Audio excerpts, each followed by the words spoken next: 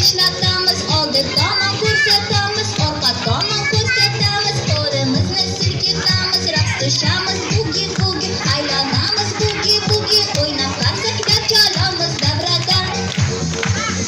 Bugi bugi, bugi bugi,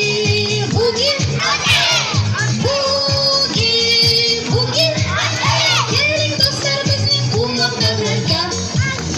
O'ng oyoqni ishlatamiz, oldi tomon ko'rsatamiz, orqa tomon ko'rsatamiz, oyog'imiz silkitamiz, raqs tushamiz, bugi bugi, aylanamiz, bugi bugi, o'ynab qarsaklar chalamiz davrada. Bugi bugi, bugi bugi, Ersin! bugi bugi, keling do'stlar bizning quvnoq davraga.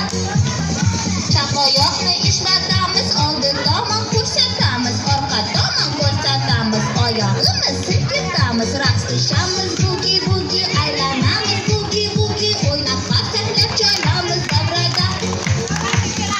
Bugi bugi, bugi bugi, bugi bugi, keling do'stlar bizning quvnoq davraga.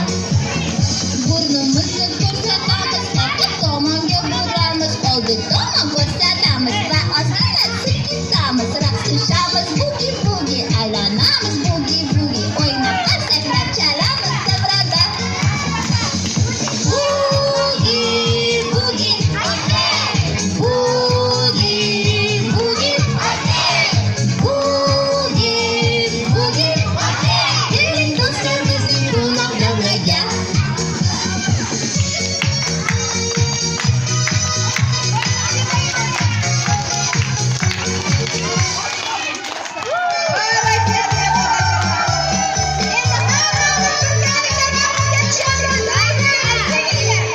Если весело